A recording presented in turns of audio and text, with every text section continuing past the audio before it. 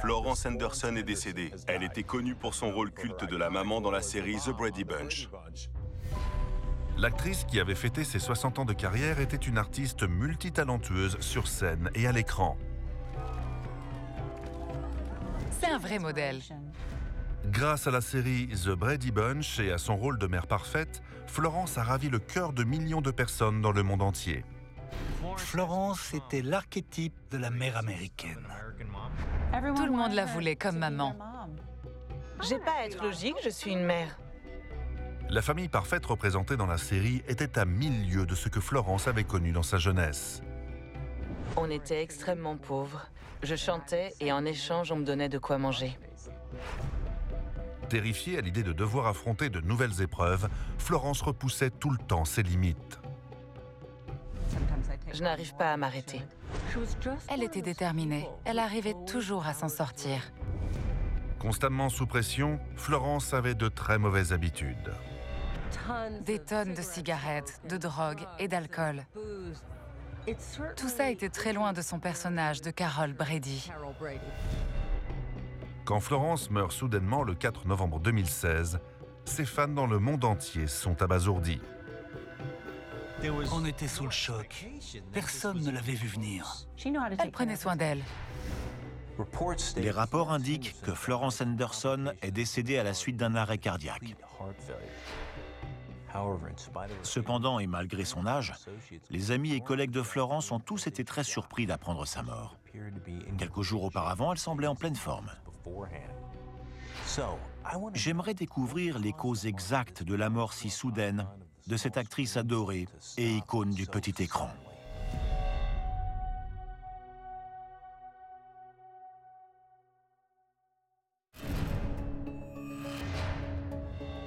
Le docteur Michael Hunter est un médecin légiste réputé dans le monde entier. Il a réalisé des milliers d'autopsies au cours de sa carrière. Depuis plus de 20 ans, il collabore avec les forces de l'ordre et les experts judiciaires pour élucider des cas de mort suspectes ou violentes, faisant ainsi toute la lumière sur les circonstances de ces décès. Certains rapports indiquent que Florence Henderson est décédée d'un arrêt cardiaque. Des artères rétrécies ou de l'hypertension peuvent petit à petit affaiblir le cœur, qui n'arrive plus à pomper efficacement le sang à travers le corps. Je sais comment elle est morte, mais je ne sais pas à cause de quoi.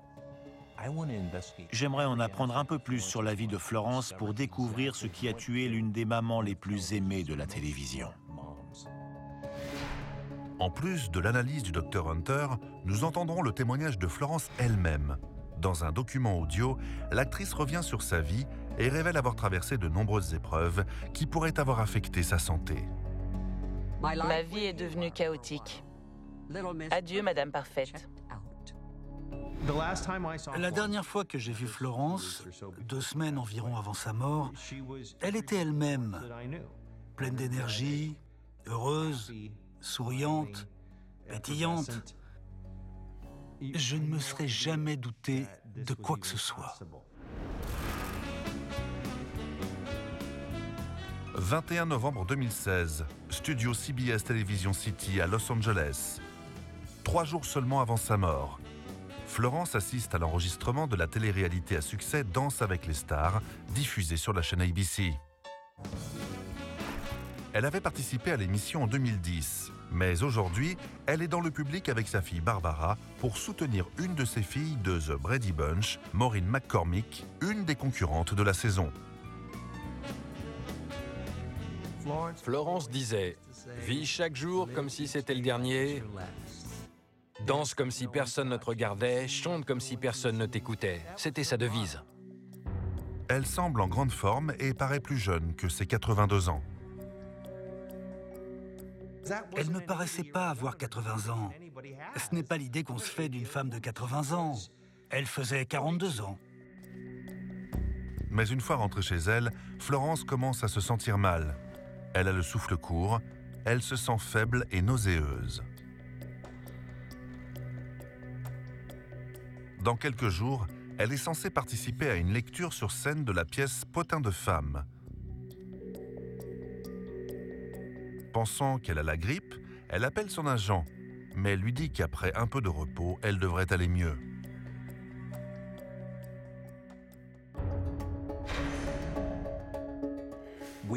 Les difficultés respiratoires et la fatigue peuvent en effet être des symptômes de la grippe. Mais ici, je pense que c'était des symptômes de la défaillance cardiaque qui a entraîné la mort de Florence 3 jours plus tard. Quand le cœur n'assure plus correctement sa fonction de pompe, le sang oxygéné n'atteint plus les muscles, ce qui provoque une fatigue intense. Du fluide s'accumule également dans les poumons, ce qui explique l'essoufflement. Confondre ces symptômes avec ceux d'une grippe lui a peut-être coûté la vie.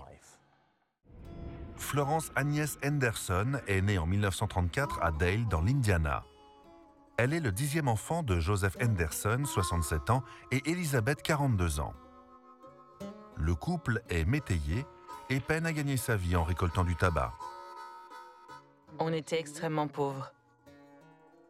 On portait toujours de vieilles chaussures et l'hiver, on n'avait pas de vêtements assez chauds. Son père, Joseph, est alcoolique. Quand il est saoul, Florence doit subir ses intentions déplacées. Elle ne se sent pas en sécurité en sa compagnie. Ce sentiment de confort et de protection que l'on est censé ressentir avec son père, je ne l'ai jamais connu.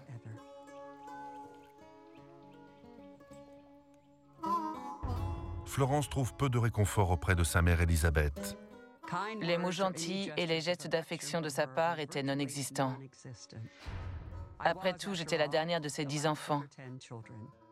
Elle était très certainement à bout. Elisabeth finit par quitter son foyer quand Florence n'a que 13 ans. Avant de partir, elle encourage l'amour de Florence pour la musique. Sa mère lui a transmis son don pour la chanson. À défaut de pouvoir lui donner de l'argent, elle lui a donné le moyen de pouvoir s'en sortir d'elle-même. La musique a été mon salut. J'adorais me produire devant du monde. Ma mère m'envoyait à l'épicerie quand on n'avait plus rien à manger. Elle me disait « Va leur chanter quelque chose ». Je chantais et en échange, on me donnait des provisions. Si j'arrive à manger à ma faim depuis ce temps-là, c'est grâce à la musique. À l'adolescence, grâce à son talent, Florence va bénéficier d'une incroyable opportunité. Elle impressionne tellement la famille aisée de sa meilleure amie qu'il décide de lui payer son éducation à l'Académie des Arts du Spectacle de New York. Ils ont vu quelque chose chez elle.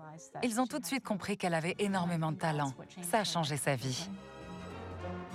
En 1952, avant la fin de sa première année à l'Académie des Arts du Spectacle, Florence décroche un rôle dans une comédie musicale de Broadway. Elle devient rapidement la coqueluche des producteurs Richard Rodgers et Oscar Hammerstein.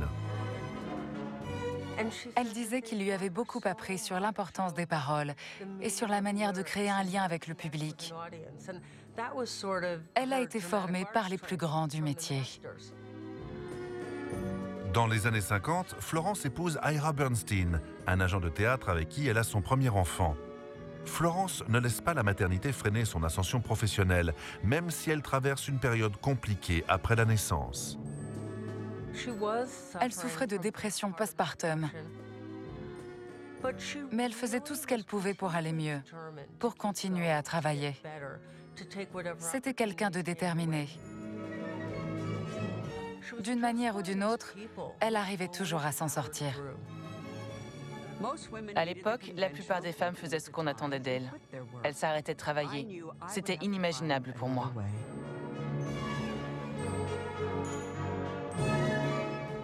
Florence a grandi dans la pauvreté.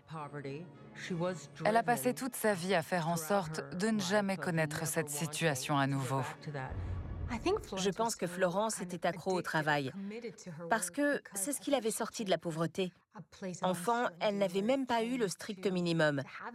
Elle savait ce que c'était de ne pas avoir, de désirer ardemment quelque chose.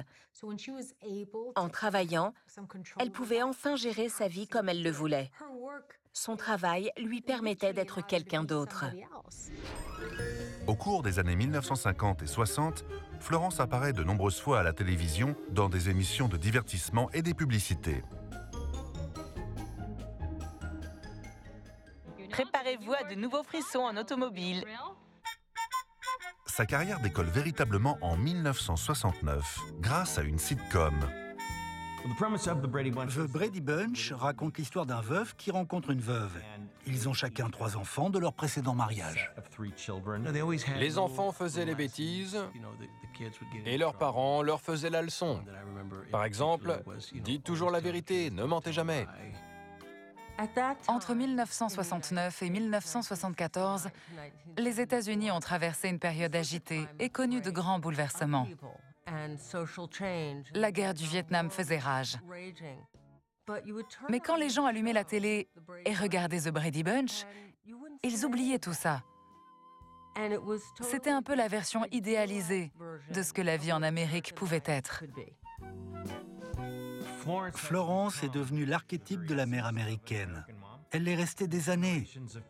L'émission a été diffusée et rediffusée à la télé pendant 50 ans. Elle était partie de rien. Le chemin qu'elle a parcouru est incroyable. Elle est devenue l'une des icônes les plus célèbres de l'histoire de la télévision américaine. Je n'ai pas à être logique, je suis une mère. The Brady Bunch a duré 5 ans. La série aura marqué toute une génération dans une centaine de pays à travers le globe. Mais devenir la maman préférée des Américains a un prix. Florence doit jongler entre le tournage de la série sur la côte ouest et sa famille restée sur la côte est. Au début de sa carrière, Florence avait un emploi du temps extrêmement chargé. Elle travaillait et voyageait beaucoup. Le stress et le surmenage peuvent endommager le cœur. Il faut que j'en apprenne un peu plus sur son train de vie. Elle venait de New York. Sa maison était à New York. Elle élevait ses 4 enfants à New York. Elle prenait l'avion toutes les semaines pour venir tourner en Californie et elle repartait passer le week-end à New York avec sa famille. Elle passait sa vie dans les aéroports. Quand j'arrivais au studio, il faisait nuit. Quand je repartais, il faisait nuit. On prenait 40 minutes pour déjeuner. Je rentrais chez moi complètement épuisée. Et je devais encore mémoriser mon texte pour le lendemain. On peut dire que je suis accro au travail, mais j'aime tellement ce que je fais. À long terme, le surmenage et le stress exposent le corps à des niveaux élevés d'hormones du stress tels que l'adrénaline et le cortisol. Ces hormones augmentent la pression artérielle et rendent la circulation du sang dans le corps plus difficile. Lorsque The Brady Bunch s'arrête en 1974, Florence figure 54e dans le classement des 100 plus grandes icônes de la télévision. Bonjour, je suis Florence Henderson. Elle se plonge dans le travail. Elle enchaîne les projets au théâtre et à la télévision. Elle était très maligne. Elle a vite compris que pour rester au sommet, il fallait se diversifier. Elle faisait de tout. Elle saisissait toutes les opportunités qui se présentaient. Par exemple, elle a fait une publicité pour une huile de cuisson pendant 22 ans. Délicat à l'extérieur, juteux à l'intérieur. Elle a aussi présenté un jeu télévisé. Le plus important pour elle, c'était de continuer à travailler. D'après les témoignages de ses proches, Florence serait restée très active après l'arrêt de The Brady Bunch, et même pendant ses vieux jours. Il est possible que le surmenage ait contribué à dégrader sa santé. Mais il n'y a pas que le stress qui peut avoir un effet dévastateur sur le cœur. Pour lutter contre le stress, certaines personnes se tournent vers des remèdes très dangereux. 22 novembre 2016, Los Angeles, Californie. 2 jours seulement avant sa mort. Florence est chez elle. Elle pense avoir la grippe, mais chez les femmes plus âgées, les symptômes normalement associés à la grippe peuvent en fait être le signe d'une crise cardiaque. Florence espère se rétablir pour pouvoir honorer un engagement professionnel. Elle appelle donc son médecin. Après l'avoir examinée, il lui explique qu'elle n'est pas du tout en état de travailler et il lui conseille de se reposer. C'est la première fois en 40 ans qu'elle doit annuler un rendez-vous professionnel à cause de sa santé. J'ai appris la leçon. J'étais quelqu'un qui ne voulait pas reconnaître ses limites physiques. Elle avait une incroyable conscience professionnelle. C'était une femme de caractère, déterminée, une vraie perfectionniste. Les acteurs veulent travailler. C'est comme ça à Broadway. Florence était très respectée dans le métier parce qu'elle se donnait toujours à 100%. Je ne l'ai jamais vue faire quelque chose à moitié. Entre le travail et les voyages répétés, je me demande comment Florence arrivait à gérer son stress. Les troubles cardiaques dont a souffert Florence quelques jours avant sa mort ont pu être causés par un vice vers lequel beaucoup se tournent en cas de stress, l'alcool. Florence a commencé sa carrière en chantant dans des comédies musicales. Après la fin de The Brady Bunch en 1974, elle revient à ses premiers amours. Elle se produit dans une boîte de nuit populaire où elle peut exprimer tous ses talents. L'alcool coulait à flot. C'était presque culturel dans ce milieu. L'alcool était le fidèle compagnon de nombreux artistes.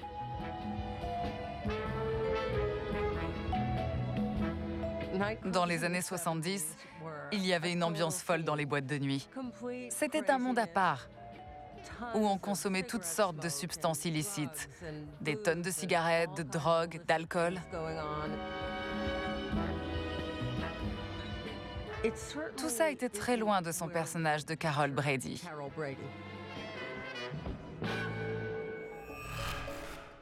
L'alcool augmente la pression artérielle, ce qui affaiblit le muscle du cœur et peut provoquer à force une insuffisance cardiaque.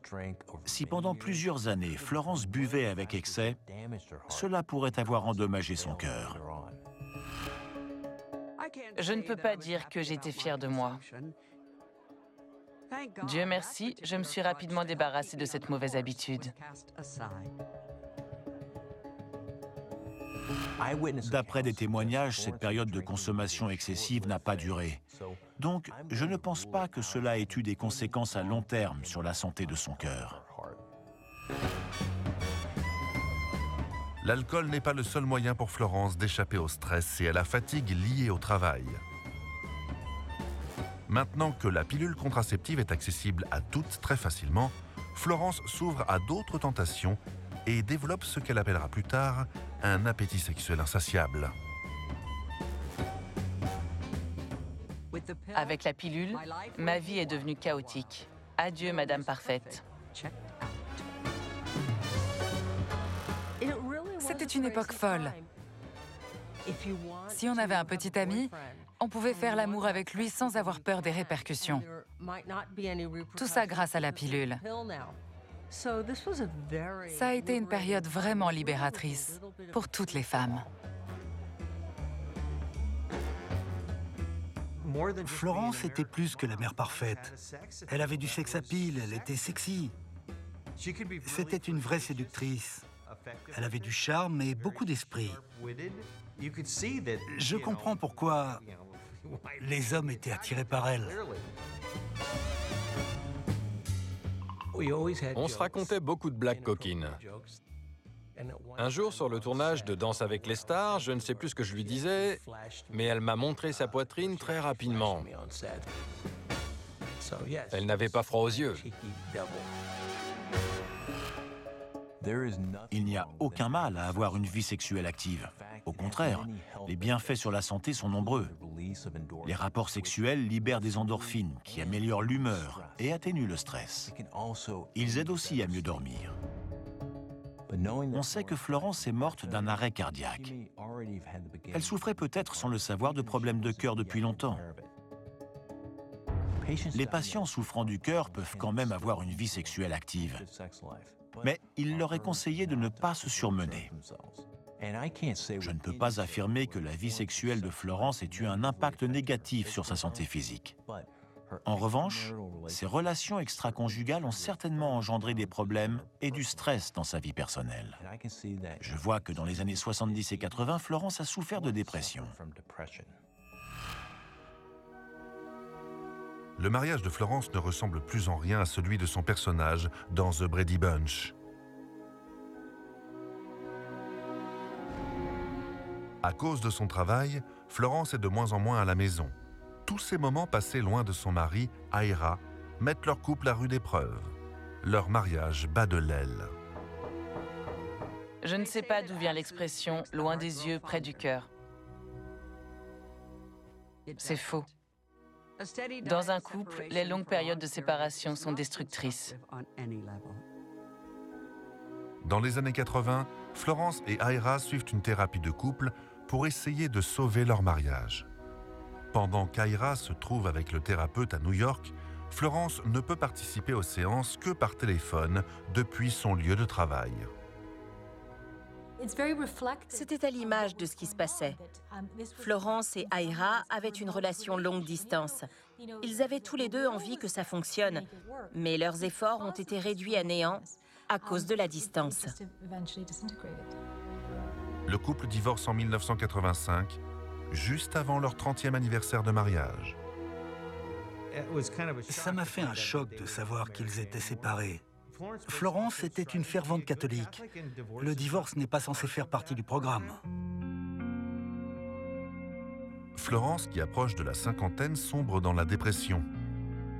En plus de la fin de son mariage, ses deux parents sont maintenant décédés.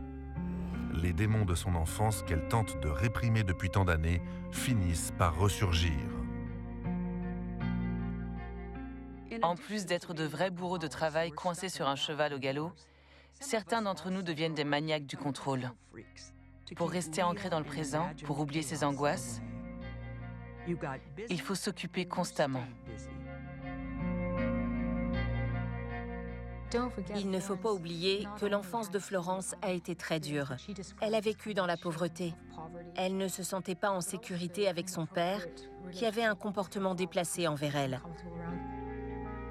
En plus de tout ça, sa mère l'avait abandonnée. Elle s'en est sortie et elle a avancé. Elle faisait tout ce qu'elle pouvait pour ne pas ressasser le passé.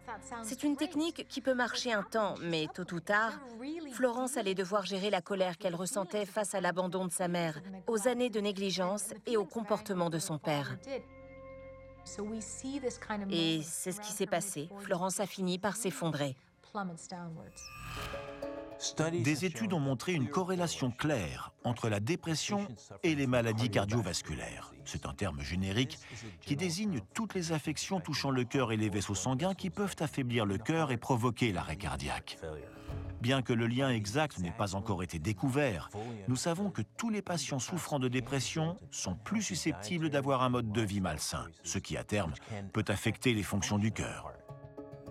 Cependant, d'après les témoignages de ses proches, Florence aurait décidé à cette époque d'adopter un style de vie beaucoup plus sain. En tant qu'acteur, notre corps est notre instrument. Il faut faire des efforts pour se maintenir en forme. Florence savait prendre soin d'elle. Pour surmonter sa dépression, Florence consulte un psychothérapeute et fait des séances d'hypnose. La thérapie lui a fait beaucoup de bien, l'hypnose en particulier. On sait que ça lui a permis d'accéder à des souvenirs d'enfance qu'elle avait jusque-là réprimés. Je pense que c'était la clé. Plus tard, elle parlera énormément en bien de la thérapie et elle se souviendra de cette expérience de manière très positive. La thérapie aide Florence à résoudre des problèmes qu'elle traînait depuis l'enfance et à accepter la fin de son mariage avec Ira Bernstein. Florence tourne la page. 2 ans plus tard, elle épouse son hypnothérapeute, John Kappas. Florence s'est prise en main et s'est occupée de sa dépression. D'après ses amis et collègues, elle est restée très positive et pleine d'énergie jusqu'à la fin de sa vie. Donc, je ne pense pas qu'il y ait un lien entre ses traumatismes émotionnels et ses futurs problèmes cardiaques. En examinant ses antécédents médicaux, j'ai découvert d'autres éléments qui ont certainement contribué à fatiguer son cœur. En effet, à partir de ses 48 ans, Florence a subi plusieurs opérations lourdes. En 1982, 34 ans avant sa mort, Florence subit sa première opération. Quasiment au même moment, sa mère décède. À 48 ans, j'ai subi une hystérectomie. Il y avait plusieurs raisons médicales à cela. une dysplasie, des douleurs et des saignements. Lorsque je me suis rendue à l'enterrement de ma mère en Floride, j'étais pliée en deux à cause de la douleur. Aux États-Unis, un tiers des femmes subiront une hystérectomie avant leurs 60 ans. L'hystérectomie est une opération chirurgicale qui consiste à enlever l'utérus et parfois les ovaires lorsque des douleurs, des saignements excessifs ou la présence de cellules cancéreuses sont constatées. Certaines études suggèrent que les hystérectomies augmenteraient le risque de développer de l'hypertension artérielle, une maladie qui favorise les problèmes cardiaques. Pour Florence, subir une telle opération est un événement traumatisant pour de nombreuses raisons. C'est une opération très difficile à vivre pour beaucoup de femmes, ce qui est compréhensible. Une hystérectomie a des conséquences physiques et hormonales. On sait que les changements hormonaux affectent l'humeur et l'esprit. Tous ces hauts et ces bas peuvent être difficiles à gérer. Et bien sûr, l'utérus a une signification toute particulière chez une femme. C'est une partie d'elle que Florence a perdue à ce moment-là. L'hystérectomie de Florence a eu lieu plus de 30 ans avant sa mort. Et apparemment, elle se serait rapidement remise. Bien que l'hystérectomie soit une opération chirurgicale majeure, je ne pense pas qu'il y ait un lien avec son arrêt cardiaque. J'ai également découvert qu'au cours de sa soixantaine, on lui aurait diagnostiqué de l'ostéoporose, une maladie qui fragilise les os et qui augmente les risques de fractures. C'est assez commun chez les femmes ménopausées. Comme des milliers d'autres femmes, Florence s'est vue prescrire de l'Actonel. Les avis sont partagés, mais des études ont montré que les médicaments servant à prévenir la perte de densité osseuse, comme l'Actonel, accroît les risques d'arythmie, provoque des palpitations et des problèmes cardiaques. Je ne sais pas pendant combien de temps Florence a pris ce médicament, mais il pourrait avoir précipité la crise cardiaque qui lui a coûté la vie en 2016. 17 ans plus tard, en 2009, à l'âge de 75 ans, Florence subit une deuxième opération. Après avoir fait un malaise, Florence est emmenée d'urgence au centre médical Cedars-Sinai à Los Angeles. Cette fois-ci, c'est bien son cœur. Je vivais au ralenti. Marcher, respirer, parler, réfléchir, tout ça me demandait beaucoup d'efforts. Je savais que quelque chose n'allait pas. Les médecins ont découvert que Florence souffrait d'arythmie aiguë, un trouble du rythme cardiaque. L'arythmie provoque des palpitations, un essoufflement et des vertiges. L'arythmie de Florence était liée à une fuite au niveau de sa valve mitrale, celle qui régule la circulation du sang entre l'atrium gauche et le ventricule gauche. En conséquence, son cœur se contractant moins bien, a cessé de pomper efficacement le sang à travers le corps. Non traitée, Florence aurait pu faire un arrêt cardiaque et mourir. Heureusement, les chirurgiens n'ont pas à remplacer la valve. Ils arrivent à la réparer. Et Florence se remet assez vite. Il est probable qu'à partir de ce moment-là, Florence ait dû suivre un traitement à base de warfarine, un anticoagulant qui empêche la formation de caillots. Un tel traitement a pour but de réduire le risque qu'un caillot se forme dans le cœur et migre jusqu'au cerveau, autrement dit, un AVC. Florence reprend le travail. Elle part en tournée à travers les États-Unis. Son spectacle inclut des histoires de sa vie sur scène et à l'écran. C'est incroyable de savoir qu'à l'époque, sa santé était très fragile. On ne s'en serait jamais douté. Elle pouvait rester sur scène plus d'1 heure, à chanter une quinzaine de chansons. Florence se met en 4 pour promouvoir la santé cardiovasculaire auprès des femmes de son âge. Quand l'esprit reste jeune, le corps a plus de chances de suivre. Je vais tout faire pour atteindre mon but, continuer de travailler jusqu'à 90 ans. Florence n'était pas constamment inquiète pour son cœur, mais c'était dans un coin de sa tête. Elle n'en parlait pas beaucoup, mais elle en parlait quand même. Elle pensait qu'en faisant du sport et en mangeant sainement, elle vivrait plus longtemps. Je pense que le plus important pour Florence, c'était de continuer à travailler coûte que coûte. C'était la seule manière pour elle de contrôler son futur. Ça lui importait bien plus que ses problèmes de cœur et ses petits soucis de santé. Le certificat de décès de Florence indique que depuis ses 70 ans, elle souffrait d'une maladie coronarienne. Je pense que c'est ce qui a provoqué la fuite dans sa valve mitrale. Les maladies des coronaires sont dues à l'accumulation de plaques dans les artères, ce qui les rétrécit et empêche le sang de circuler. Les conséquences sont une ischémie myocardite et la perturbation des fonctions cardiaques. L'une des causes les plus répandues de maladies coronariennes est le tabac. 100 000 personnes en meurent chaque année aux États-Unis. Mais d'après les informations que j'ai, Florence n'a jamais fumé de sa vie. Un taux élevé de cholestérol sanguin peut également être à l'origine d'une maladie coronarienne. Est-ce que le cholestérol a causé la maladie de Florence ? Elle suivait un régime sain et strict. Elle me disait tout le temps « Tu manges trop de sel, tu manges trop de sucre, ne mange pas tout ce beurre ». Elle faisait très attention à ce qu'elle mangeait. Son péché mignon, c'était les frites. Elle en commandait de temps en temps, mais elle n'en mangeait que 2 ou 3. Florence présente même une émission culinaire spécialisée dans les recettes saines. C'est bon et sain. Florence a suivi un régime sain toute sa vie d'adulte. Donc, je pense que sa maladie coronarienne a plutôt été causée par de l'hypertension artérielle due à un rythme de travail trop intense ou simplement due à l'âge. Quelques années plus tard, les problèmes cardiaques de Florence reviennent.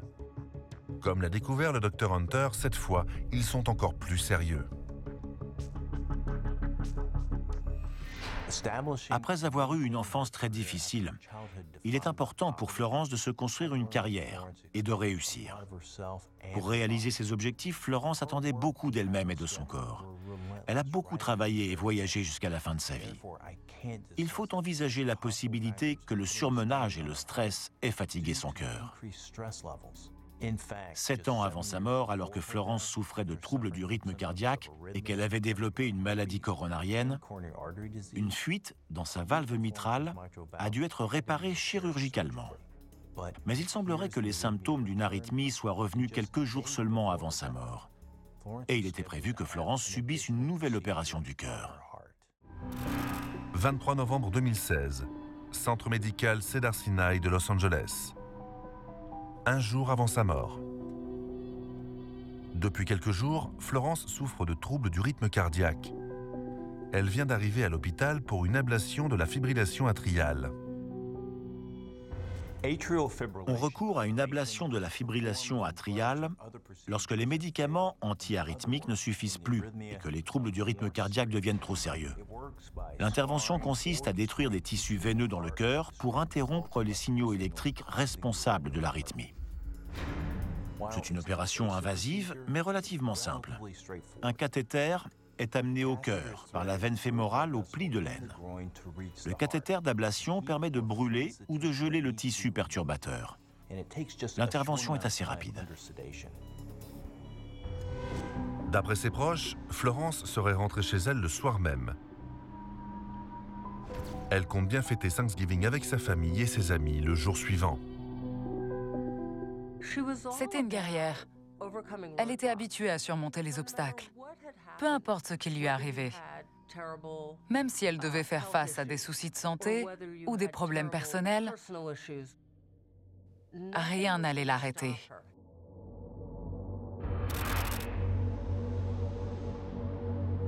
Le jour suivant, au petit matin, l'état de Florence se dégrade subitement. Moins de 12 heures après être sortie de l'hôpital, Florence doit y retourner en urgence. L'ablation de la fibrillation atriale est une opération relativement simple, mais elle présente quand même des risques. La détérioration rapide de son état de santé est sûrement due à une complication post-opératoire. Quelle qu'ait été la cause, le pronostic vital de Florence était engagé.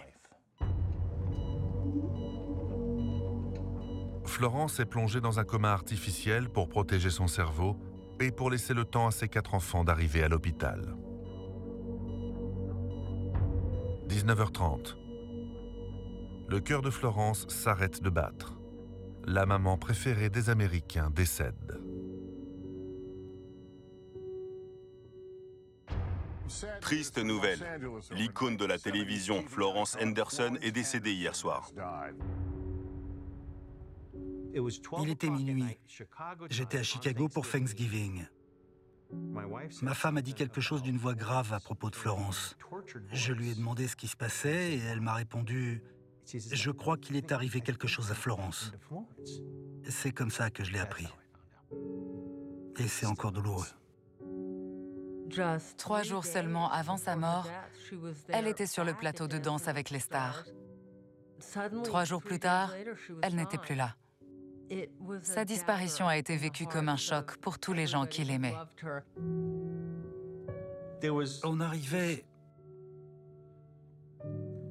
On n'arrivait même pas à y croire. Personne ne l'avait vu venir. On pensait tous qu'elle allait vivre jusqu'à 100 ans. Le certificat de décès de Florence indique qu'elle est morte d'un arrêt cardiaque causé par une maladie coronarienne dont elle souffrait depuis 10 ans. Les maladies cardiovasculaires sont la principale cause de mortalité chez les femmes aux États-Unis. Mais j'ai découvert que Florence avait déjà des problèmes de cœur durant son enfance.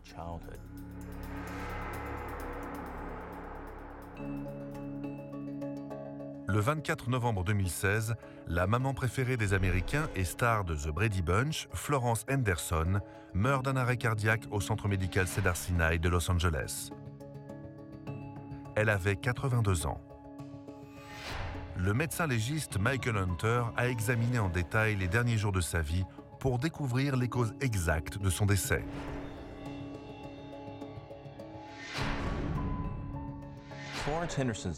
Le certificat de décès de Florence indique qu'elle est morte d'un arrêt cardiaque causé par une maladie coronarienne dont elle souffrait depuis 10 ans.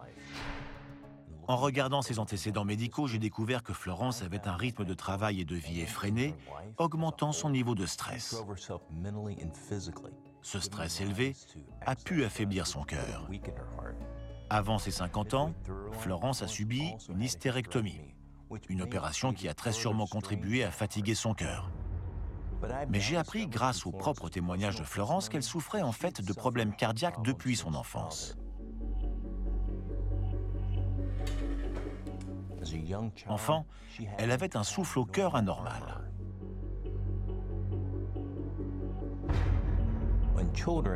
Chez les enfants, les souffles au cœur peuvent résulter d'une maladie cardiaque congénitale, qui peut se développer à cause d'un défaut du tube neural, le système nerveux primitif des embryons. Florence raconte qu'enfant, elle souffrait de douleurs intenses et d'une hyperlordose, une exagération de la courbure du bas du dos au niveau des vertèbres lombaires. Ces pathologies se sont très certainement développées à cause d'une malformation du tube neural. Florence est la petite dernière d'une famille de 10 enfants extrêmement pauvres. Elle n'a pas les moyens de consulter un médecin. Pour soulager la douleur, l'une de ses sœurs fait pression sur sa colonne avec ses doigts. À l'adolescence, Florence découvre ce qui cause ses douleurs de dos et son souffle au cœur. Des radios montrent qu'elle est atteinte d'un spina bifida. Le spina bifida est une malformation du tube neural généralement liée à une carence en acide folique. Pendant la grossesse, l'acide folique aide le tube neural du bébé à se fermer et à se développer normalement. Il est probable que la mère de Florence, Elisabeth, n'ait pas produit assez d'acide folique pendant sa grossesse. Vivant dans la pauvreté, elle ne devait pas avoir une alimentation assez variée. Après le diagnostic, le médecin prescrit à Florence une série d'exercices pour renforcer son dos. Elle les fera 3 fois par semaine le reste de sa vie. Même son partenaire de Danse avec les stars ne savait pas qu'elle souffrait du dos. Elle ne voulait pas que je l'aménage. Au contraire, elle voulait que je la pousse à se dépasser. C'est ce que j'ai fait. Elle avait une volonté de faire et elle était très professionnelle. Je ne l'ai jamais ménagée. Je détestais qu'on fasse des commentaires sur mon âge. Je redoutais les remarques comme « Elle se débrouille bien pour son âge ». Après la première semaine, plus personne n'a osé parler de mon âge. Les problèmes de dos de Florence et son spina bifida l'ont fait beaucoup souffrir lorsqu'elle était enfant. Un souffle au cœur peut aussi entraîner des déformations au niveau des valves cardiaques. C'est peut-être ce qui a plus tard causé la fuite dans sa valve mitrale. Adulte, Florence a eu une vie très active, ce qui indique que ses douleurs s'étaient sûrement atténuées après l'adolescence. Je ne pense donc pas que son souffle au cœur ait quelque chose à voir dans sa mort. Je ne pense pas non plus que sa maladie coronarienne, survenue 10 ans avant sa mort, ait été la cause immédiate de son décès, même si ces maladies sont la première cause de mortalité chez les femmes aux États-Unis. Pour moi, il y a forcément un lien entre la dernière opération du cœur de Florence et sa mort soudaine, moins de 24 heures plus tard. Je pense qu'il s'est passé quelque chose de catastrophique après l'opération et après qu'elle ait été renvoyée chez elle. Alors qu'est-ce qui a pu se passer? Il est possible que le cathéter inséré dans l'aine de Florence ait percé un vaisseau sanguin, ou le cœur lui-même, entraînant une hémorragie fatale. Bien qu'elle soit très rare, c'est une complication connue. Il existe une autre possibilité encore plus plausible, la formation d'un caillot dans le système sanguin pendant l'ablation. Ce caillot se serait formé dans une jambe, là où le cathéter avait été inséré. Et puis il aurait voyagé jusqu'au cœur, provoquant une embolie pulmonaire. Le fait que Florence ait été plongée dans un coma artificiel pour protéger son cerveau suggère que cette complication s'était révélée extrêmement sérieuse.